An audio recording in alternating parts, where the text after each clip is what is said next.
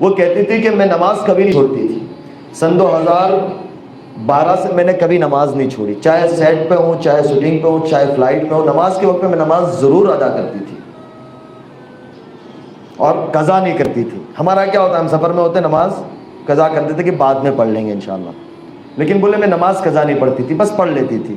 تو میں یہ سوچتی تھی جب رات سوتی تھی کہ میرا یہ سب کرنا، میں لوگوں کو دیتی بھی ہوں. عامتاً جو اس دنیا میں ہوتے ہیں نا، خرچ بہت کرتے ہیں، تو کہتے ہیں میں دیتی بھی بہت زیادہ تھی اور رمضان کے روزے بھی رکھتی تھی، نفل روزے بھی رکھتی تھی، نماز کا اہتمام بھی، لیکن یہ سوچتی تھی کہ میرے سے فائدہ کیا. میں یہ سمجھتی ہوں لیکن لوگوں کو، انسانوں کو دنیا میں میرے سے فائدہ کیا؟ کوئی 1 روپے کا فائدہ نہیں ہے، چاہے ہمارا مذہب ہو، چاہے ہمارے برادران وطن، ہمارے بھائی ہو، کسی کو فائدہ نہیں. تو میں نے کہا فائدہ کیسا پہنچانا چاہتی تھی؟ بولے وہ ہماری ایک عیاشی میں تھے، بس ہمیں یہ ہوتا تھا کہ ہمارا مقصد پورا ہو جاوے چاہے کچھ بھی ہو. لیکن اس طرف آنے کے بعد میرا دل نرم ہوا کہ دنیا میں بسنے والا ہر انسان اللہ کا بندہ ہے، اس کو میری ذات سے فائدہ ہو جاوے. میری سوچ یہ ہو گئی کہ میں کسی کو کیسے بھی کام آ جاؤں، کسی بھی طرح سے کام آ جاؤں، کہ کوئی بھائی اور بہن پریشان ہے اس کے میں کام لگ جاؤں. اس وقت پہ آتی تھی یہ سوچ، لیکن کیا کر دیتے تھے. لیکن اس وقت یہ ہے کہ بھائی میں گراؤنڈ پر ہو کے ان کا کام کروں، یہ ایک میری فکر آ گئی. بولے اور میں رات کو سو نہیں پاتی تھی. میں نے کہا کوئی ایسا واقعہ؟ بولے واقعہ یہ ہوا، رمضان تھا 2019 کا، میں سوئی ہوئی تھی. بولے شہر سے پہلے میں نے قبر کو خواب میں دیکھا اور بہت بری حالت میں دیکھا.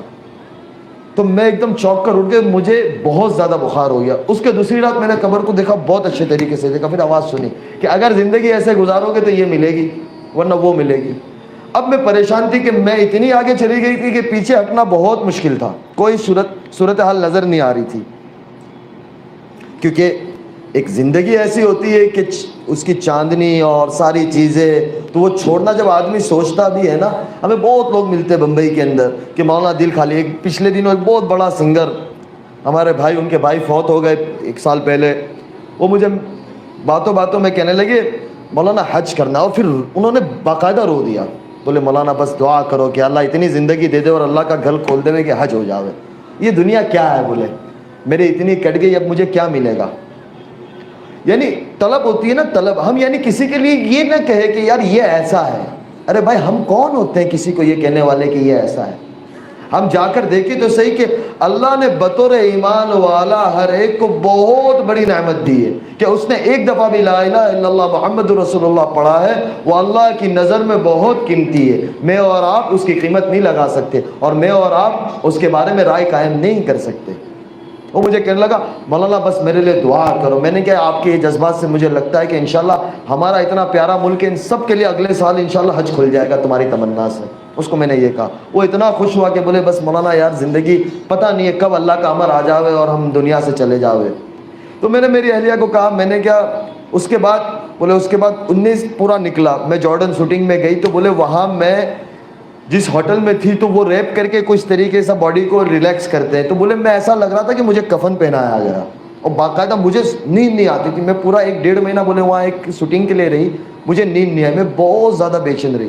اب اس کے پس منظر میں لے جاؤ، ہمارے جو بڑے ہوتے ہیں نا، کابر امت و کابر امت ہوتے ہیں. اللہ تعالیٰ ہمیں اپنے بڑوں کی قدردانی کی توفیق دے. سن 2018 کی حج کے اوپر میں نے حضرت مولانا طارق جمیل صاحب سے کہا، میں نے کہا مولانا فلاں بہن ہے، پہلے میں بہن کہتا تھا، بس ایک بات بڑی یہاں ہنسنے والی ہے، میں اس کو بہن کہوں. میں نے کہا مولانا میں ان سے پہلی دفعہ 2017 حج عمرے پہ ملا رمضان میں، ان کی والدہ اور ان کے گھر والوں کو لے کر وہ آئے تھے. تو میں نے کہا بہن آپ کو کچھ کام ہو تو مجھے ضرور بتانا، معاف کرنا یہ بات، لیکن جو حقیقت ہے وہ حقیقت ہے. ہمارے تصور میں بھی اللہ کیا فیصلے کر چکا ہوتا ہے آگے ہمیں نہیں پتہ ہوتے ہیں. پھر میں نے حضرت مولانا سے کہا، میں نے کہا مولانا آپ ان سے بات کریں. مولانا نے بات کی کہ بیٹی میں ملنا چاہتا ہوں. تو کہا کہ میں دبئی آ رہی ہوں. تو مولانا کہا میں ضرور آؤں گا بیٹی آپ کو ملنے. تو میں حج سے واپس دبئی آیا اور وہ بھی اپنی والدہ کے ساتھ دبئی آ گئی. مولانا انہیں ملے 6 سے 8 گھنٹے وہ اپنی والدہ کے ساتھ تھی، مولانا اپنے گھر والوں کے ساتھ تھے، ملے. پھر وہ بھی آ گئے، میں بھی انڈیا آ گیا. مولانا کا اگر سفر تھا کینیڈا کا، مولانا وہاں چلے گئے. مولانا مجھے کہتے ہیں کہ بیٹا اگر آپ کی ثنا سے کوئی سگائی ہو جائے تو بہت اچھا کام آ جائے. میں اللہ کی شان 3 دن جماعت میں تھا، تو میرے ساتھی میرے ایک دوست کو میں نے کہا مولانا کا دماغ سٹکا گیا ہے. میں نے مولانا کے بیٹے کو मैसेज किया, मैंने कहा यार वालिद साहब का दिमाग, वो कनाडा में थे तो हमारा वक्त का फ़र्क था। तो बोले क्या हुआ? मैंने कहा मौलाना किसी के साथ किसी का भी निकाह जोड़ देते। अगर मैंने इनको ये बात कह दी ना तो ये मुझे जूता उठा के मारेंगे कि यही काम रह गया है। फिर मैंने अल्लाह के आगे मांगा, मैंने कहा यार बात तो बड़ी है लेकिन पता नहीं क्या है ये 2018 की मैं आपको बात कर रहा हूँ। 19 पूरा चला गया, 19 रमज़ान में हज़रत मौलाना अब्दुल रज़ाक साहब और हम साथ में इकट्ठे उम्रे के सफ़र पे साथ थे। तो मौलाना को मैंने कुछ चीज़ें बताई तो मौलाना मुस्कुराए। मौलाना में जाहिर सी बात है कोई भी मुस्कुराएगा आदमी। मैं एक तरह से मौलवी, अपनी ज़िंदगी मौलवियों की सीधी सादी ज़िंदगी होती है। तो मौलाना भी मुस्कुराए। मैंने मौलाना के बेटे से कहा, मैंने कहा मौलाना किसी का भी रिश्ता किसी के साथ भी जोड़ देते, पीछे मुड़ के पूछते नहीं इसका क्या हाल है? तो बोले अभी तक आपने लड्डू मुँह में रखा है। मैंने कहा यार अब लड्डू ऐसा पकड़ाया है कि मुँह में तो रखना ही पड़ेगा। तो फिर मौलाना की तबीयत बहुत ख़राब थी मदीने मुनव्वरा में। फिर हम लोग इंडिया आ गए और उसके बाद वो जॉर्डन में थी, उनकी शूटिंग चल रही थी। 20 में वो वापस आई। फिर मैं अल्लाह की शान उम्रे पे मदीने मुनव्वरा में था, फरवरी के महीने में, लॉकडाउन से कबल। तो उनका मैसेज आया कि मैं आपसे बात करना चाह रही हूँ। 3-4 दफ़ा मैसेज आए। मैं हरम में था तो मैं देख नहीं पाया। फिर मैंने रात में बोले मैं आपसे कुछ बात करना, कुछ मसाइल थे। वो मुझे कहे कि ये मसाइल अब मुझे समझ नहीं आ रहा है मेरा क्या होगा। मैंने कहा यार आपके पास दौलत है, शोहरत, अभी आपके पास माशाल्लाह काम है, जब लॉकडाउन लगा नहीं था। मैंने कहा अच्छी ज़िंदगी, ऐसा क्यों बोलते हो? मैंने कहा अल्लाह आपके लिए बहुत आसानी करेगा, बस आप अल्लाह से मांगो।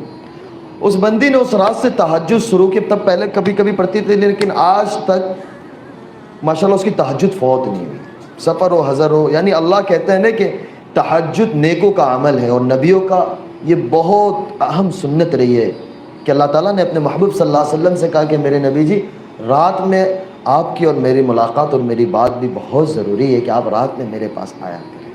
कुरान कहता है इस बात। तो ये नबियों का शेबा है और रात के अंदर उठकर अल्लाह से मांगना ये बहुत बड़ी चीज़। अल्लाह मुझे और आपको इसका लुत्फ़ नसीब फरमाए। तो मैंने उनको कहा, मैंने क्या आप अल्लाह से मांगो। तो फरवरी का ज़माना था, लॉकडाउन लग गया, उन्होंने अल्लाह से मांगना शुरू किया। कुछ मसाइल थे। मैंने कहा अल्लाह ताला तुम्हें इस मसाइल से, और कोई दूसरे मसाइल नहीं थे, बस वो ज़िंदगी के अंदर सुकून नहीं था, चैन नहीं था। मैंने कहा अल्लाह तुम्हें निकालेगा। जैसे जैसे रमज़ान करीब आता गया, शाबान आता गया, उन्होंने कहा कि मैंने अपने घर में बंद कर दिया है जो टेलीविज़न था। मैंने कहा यार शुरू रखो, क्यों बंद किया? मैंने कहा चलाओ यार, क्या मसला है? बोले बस दिल नहीं होता। रमज़ान आ गया। रमज़ान में माशाल्लाह मामूल के मुताबिक हर साल 2 कुरान ख़त्म होते थे पहले उनके। उस साल उन्होंने 3 कुरान ख़त्म किए। मैंने कहा बड़ा अल्लाह मुबारक करे। रमज़ान के बाद उन्होंने मौलाना को कहा कि मुझे निकाह करना है अनस से। मौलाना का फिर मुझे आया। मैंने क्या मौलाना 2018 से ये 2020 हो गया माशाल्लाह से। मेरे वालिदैन भी मैंने क्या इंतज़ार कर रहे हैं। तो जाहिर सी बात है मैं एक ही बेटा अपने वालिदैन का। तो मैंने क्या मौलाना, उन्हें नहीं अब होगा। तो फिर मुझे कुछ समझ नहीं आ रहा था। तो मैंने ठीक है, मैंने क्या जून जुलाई का महीना था और उसी के अंदर 2-3 माह और गुजर गए। मैंने इनको कहा यार, फिर जैसे अल्लाह की तरफ से इम्तिहान भी आता है, जैसा बंदा होता है ना ऐसा इम्तिहान होता है, लेकिन बंदा जमा रहता है ना तो अल्लाह की मदद आती है। बंदे की दिल की नीयत साफ़ होती है और मजबूत होती है ना, तो अल्लाह ताला की मदद ऐसे आती है। इतना काम आना शुरू हुआ, जैसे लॉकडाउन खुलने गया तो वो जो पता नहीं नौजवान सारे बैठे हैं, मुझे नाम याद रहेगा, खतरों के खिलाड़ी एक शो आता है, पता नहीं यार नौजवान बैठे होंगे, मैंने देखा कभी नहीं है लेकिन वो बताते थे। तो उसकी ऑफ़र आई। बोले पहले जा चुकी थी और बहुत ज़्यादा। मैंने कहा चले जाओ, कर लो आप। मैंने कहा कर लो, हमारा क्या है, 10 दिन की बात है आपकी। बोले नहीं बस नहीं करना। इसके बाद जो इन्होंने वेब सीरीज यानी एक शूटिंग की थी उसका दूसरा पार्ट आना था, उसके लिए वो बहुत ज़्यादा मशहूर हुई थी। तो काम बोले इतना आया कि 17-18 साल की ज़िंदगी में कभी इतना नहीं आया, इतना काम आना शुरू हो गया। मैंने कहा यार कर लो। फिर उन्होंने कहा कि मेरे सर से मैं दुपट्टा कभी नहीं उतारूंगी। मैंने कहा देखो ये बहुत बड़ा फैसला है, ये आसान नहीं है। मैंने कहा आप अपनी ज़िंदगी एंजॉय करो। हमारा दीन किसी को किसी तरीके से बांधना नहीं चाहता। अल्लाह ताला ने हमारे दीन में बड़ी आसानी, बड़ी सहूलतें और बहुत ज़बरदस्त दिया हुआ है दीन। ये दीन अल्लाह ताला मुझे और आपको समझा दे, इसका असल दीन हमें और आपको समझा दे। तो मैंने उनको बोले बस मैंने तय कर लिया। मुझे कहा कि मुझे अनाउंस करना है, मुझे छोड़ देना है। मैंने कहा यार आप सोच लो। मैं टालता रहा। अक्टूबर आ गया। बोला आपने अब नहीं कहा ना तो मैं अपने एतबार से अनाउंस कर दूँगी। मैंने कहा यार खामोखा क्यों ये कर रही हो? बस बोले बस मैंने 17 साल की ज़िंदगी के अंदर लोगों को इससे नुकसान पहुंचाया है, तो मेरा नीयत है कि मैं अल्लाह के बंदों की और इंसानों की खिदमत करूँ। दुनिया में बसने वाले हर इंसान चाहे जो भी मज़हब का हो, मैं उसके लिए काम आऊँ, मैं उसके लिए खिदमत करूँ। लोग परेशान हाल है तो मैं उसके लिए खिदमत करूँ। اور اللہ مجھ سے کام لے گا مجھے کہ میں ان کے کام آؤں. میں اور بڑا یعنی ارادے نہیں کہ اللہ تعالیٰ ان کو اس کے اوپر اتارا کہ میں کوئی ہاسپٹل بناؤں, میں اس طریقے سے کچھ کام کروں. میں نے کہا یار یہ بہت بڑا فیصلہ ہے. 9 اکتوبر تھا, میں نے کہا دیکھو آپ سوچ لو. بولے نہیں بس میں نے طے کر لیا. میں نے کہا ٹھیک ہے. پھر مغرب کے بعد ڈالا, دوسرے دن اس کو میڈیا نے کور کیا اور چھوڑا. میں نے کہا دیکھو یہ بہت بڑا فیصلہ ہے ثنا, یہ یاد رکھنا. بولے نہیں. میں نے کہا بس اللہ میاں خیر کرے. اور پھر ایسا وقت گزرتا گیا, نومبر آ گیا تو مجھے بزرگوں نے, میں نے مولانا سے مشورہ کیا, مولانا کہ بس نکاح کرنا ہے. پھر بزرگوں کے مشورے سے نکاح ایسے ہوا کہ آپ یقین نہیں کرو گے, میرے بہنوی نے میرا ایک جوڑی کپڑا تیار کیا. مجھے پتا بھی نہیں تھا میرا جمعہ کو نکاح ہے, جمعرات کو میرے پاس کپڑا نہیں تھا. میں نے کہا بس ہو جانا ہے, جا کے مسجد میں بیٹھ گیا. حضرت مولانا احمد لاٹ صاحب کا بیان مسجد میں شروع تھا, مولانا لے کے گئے, میں باتھ روم میں تھا, تیار ہو رہا تھا. یعنی وہ سچویشن میں نکاح ہوا ہے. لیکن میں آپ کو ایک بات بتلاؤں کہ جو آدمی معمولات کا اور اعمال کا پابند ہوتا ہے نا, اللہ کے ساتھ اس کی اتنی مدد ہوتی ہے کہ میں آپ کو بتا نہیں سکتا, اور اللہ اس کے کام بنا دیتا ہے. دوسرے دن ہفتے والے دن ہمارا چھوٹا سا ایک ولیمہ تھا, کیونکہ کووڈ کا زمانہ تھا, تو ہم نے 100-150 کے درمیان میں جو گورنمنٹ کی گائیڈ لائنس تھی اس کے اعتبار سے ہم نے گھر والوں کے درمیان میں, دوستوں کے اندر چھوٹا سا ایک ولیمہ کیا. تو شام کے وقت تھا, تو ظاہر سی بات ہے تیاری ہوتی ہے, گھروں کے اندر مہمان ہوتے ہیں, تھوڑے بہت 10 مہمان بھی ہو جاتے, تو مستورات میں یہ ہوتا ہے. اب ظاہر سی بات ہے دلہن وہ خود تھی, اس نے اس کی سورہ واقعہ پڑھی ہے, سورہ رحمان پڑھی ہے, سورہ سجدہ پڑھی ہے. آج جب عشاء کے بعد فارغ ہو تو مجھے کہنے لگی مجھے سورہ رحمان سورہ واقعہ پڑھنے میں. مولوی کھڑا ہو جا تو بھی اب چپ چاپ, اب کوئی رستہ ہی نہیں ہے. میں نے کہا 1:30 بج رہا ہے, کل پڑھ لیں گے, چھوڑو نا. میں نے کہا ابھی سو جاؤ, نماز تو پڑھ لی ہے. بولے نہیں یہ تو پڑھنا ہے. میں نے کہا اللہ میاں خیر کرے. تو خلاصہ یہ نکلا کہ اللہ تعالیٰ جب دل میں ڈال دیتا ہے اور تھام لیتا ہے نا, تو اللہ پھر کام بھی ایسا لے کے آئے, لوگوں کے دلوں میں محبت ڈال دیتا ہے, عزت ڈال دیتا ہے.